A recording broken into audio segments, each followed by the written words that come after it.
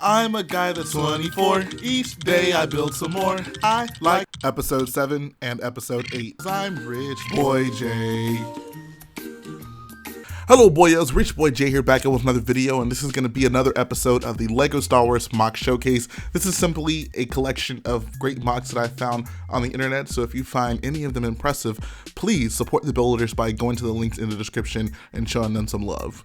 First up, we have a Force Unleashed MOC by Hypolite bricks. It includes a custom Rogue Shadow that actually looks pretty incredible. He uses the correct pieces from the actual LEGO set, like that cockpit piece, but it looks like everything else is mostly changed. I think he did a wonderful job just really capturing the angles of the build more accurately than the LEGO set does. If you look closely, there's some pretty nice landing gear as well, so I think those look great. One of the things that really attracted me to this MOC is some of the cool things he did with the minifigure, specifically with Starkiller. You can see he is stabbing a stormtrooper through the back, and this is actually something that I've seen more recently due to this being a somewhat of a new piece, but basically using that new like minifigure neck brace piece that has the two studs on the back. If you flip that around, you can actually do what he's done here and have one end of the lightsaber coming through the stormtrooper's chest, which just makes an awesome action shot. And then over to the right, we even have the same technique used to basically have a blaster bolt going through the chest of another stormtrooper. So I imagine that stormtrooper shot at Starkiller, it got deflected back at him, and now these stormtroopers are just getting all wiped out. I also love the one stormtrooper in the foreground who's just laying with his head all askew. I love it when minifigures are positioned in dynamic ways. We also have Juno Eclipse up top. She's doing her work to try to take out some of the stormtroopers, and I think that the shock trooper slash flame trooper also looks pretty sweet. There's a bunch of detail in the ground that's worth mentioning. He uses various pieces that have nice detail on the side of the brick, so when they're laid on the ground, they actually have some nice ground detail, if that makes sense. Lots of those bricks with the vents on the sides, even a few here with some white slopes on them to make some arrows. Arrows always look nice on Star Wars landing pads. Over to the left, we have some vegetation coming through the landing platform, and I think that looks really nice as well. Also love the stormtrooper helmet.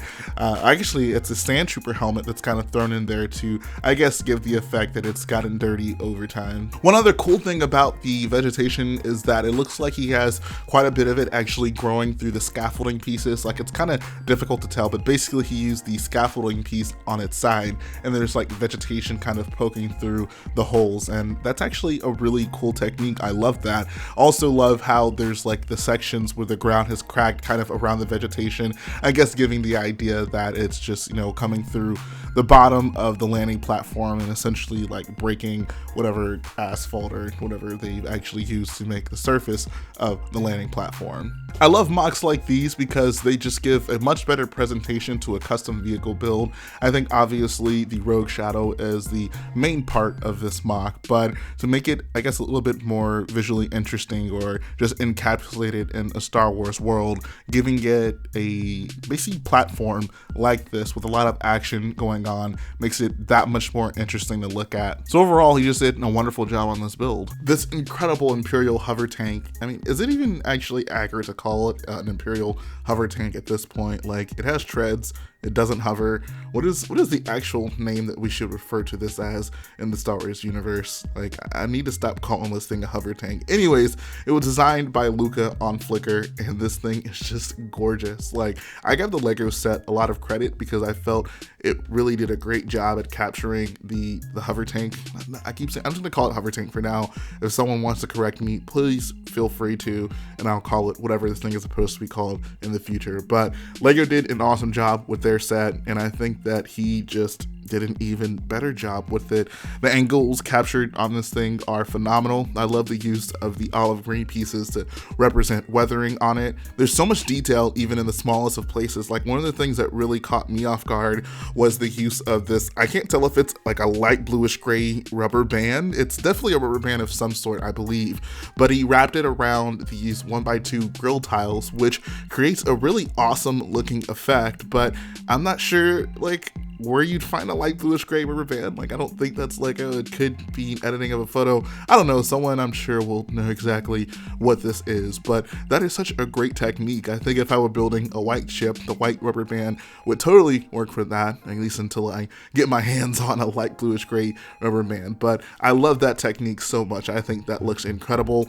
I also love it when builders use the lever pieces kind of slipped into the grilled tiles to add a little bit of details to the surface of the build. I think the bigger steering wheel piece that's used between the main turrets of the side of the build and that circular build also looks really good. And a lot of the gaps that are in the hover tank I think are captured really well. You'll notice there's like the fins on the very front. He does a great job at capturing those, and those little slits that are on the side of the area where I guess it would be carrying cargo. Those also look really good. It's also worth mentioning those are custom cargo crates, and those look nice as well. They kind of remind me of the ones that I had to put together for my Vardos build. This next shot just gives you a better look at the vehicle from behind, and once again, I can't get over how nice those cargo crates look. Like, his snot approach to those just looks phenomenal. Before, I kind of thought that the Lego set Imperial Hovertank was such a decent build that I wouldn't really necessarily need to build a mock of it, but seeing something like this really does make me want to build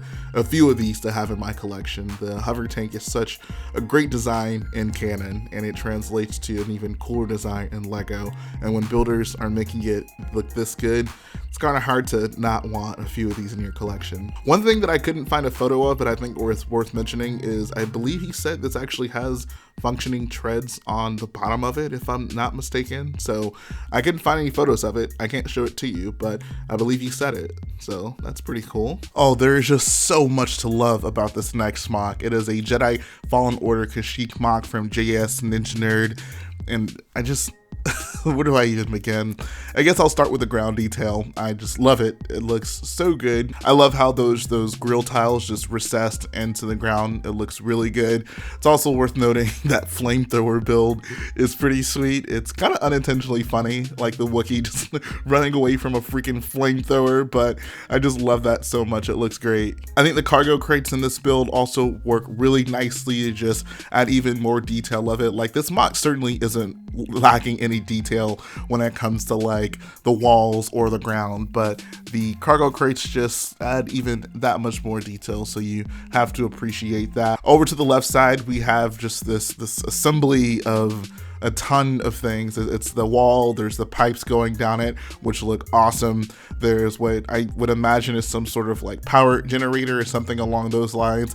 That looks pretty good. I think that the use of those fender pieces with the wheels in the middle, that makes for some awesome detail. One thing that's pretty consistent throughout this build is the kind of, why I describe it as the Imperial window pattern. Basically those triangles that you'd see like on the bridge of a Star Destroyer looking out. Uses just that pattern all throughout this mock. It just instantly makes you feel like you're on some sort of Imperial installation. I also love the details that he has on top of the build. There's the stormtrooper kind of patrolling the area, and then just various like rooftop generators and builds. There's just so much detail everywhere on this build.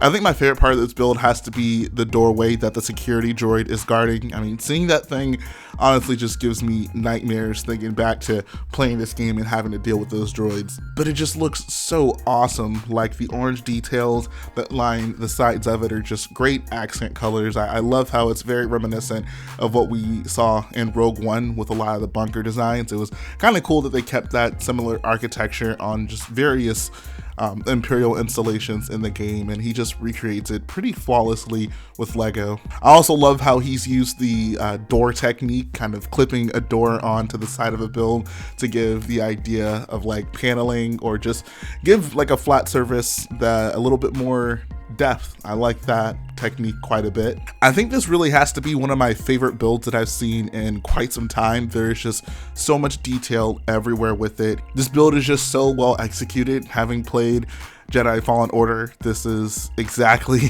what it should look like, which is saying a lot. And the final mock we have today is an underground clone base on Kashyyyk built by Hugo, and this thing is insane. First, we're gonna start off at the top level, and I just have to say right off the bat, his vegetation and just foliage design is incredible. It's so full and lush looking. Like, he did an excellent job at everything on the surface of this build. I love the fallen tree. You can see it's in the middle of the grass area. We even have some clone troopers patrolling the top of the build along with a Wookiee, which is pretty cool. Over to the left side, we even have an access hatch that would lead us down below into the actual base. So let's take a look at the base. Unfortunately, this is the best picture I could get of the top level, so I'm going to try to zoom in, and there's some pretty cool things going on. At first, you have to say that cargo crate using the bracket piece in red to make that like design on the side looks really cool. Like, that's actually a really cool technique to just give a little bit more detail to your cargo crate, so I give him a lot of credit there. Over to the right side, we have a Republic officer, I imagine, as well as a Gonk droid kind of sitting in the corner.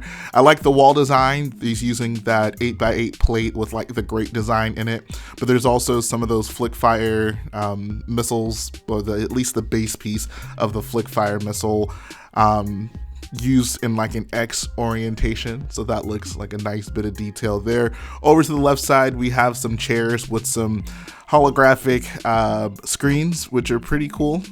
And then of course in the middle we have some sort of, I guess, a hologram projection from whomever these guys are taking orders from at this point.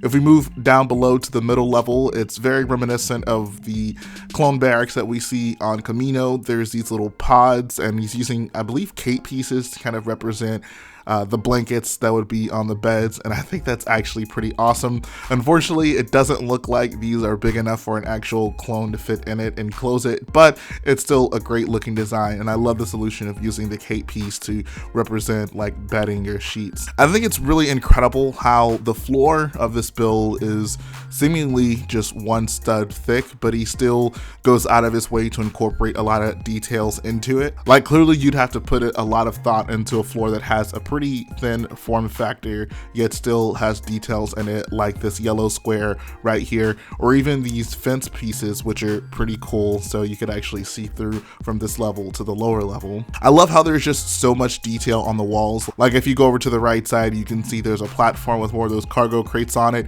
and then further over to the right, there's actually a ladder that would go up for you to access the top level. So I like that this build actually has some, I don't know, like a realisticness about it insofar as allowing the characters in the MOC to be able to access the levels of the build in a realistic way. If we go back down the ladder, we'll see there's another hatch that leads to another ladder, so that's kind of cool. So we can go ahead and take a look at the lowest level, and we can see there's just another ladder that goes down to there. If you want to navigate through this space, you're gonna need to be doing a lot of climbing, but there is just so much greebling along the walls, so many cool techniques. Like, there's so much to point out. Like, if you look over to the wall on the right, he's using half of like the bubble turret piece as part of greebling, which is kind of cool. I don't typically see that. And it actually kind of repeats that same design on the left side of the wall. I love all the wires and pipes that are going throughout the floor here. There's just a good use of like many different wires and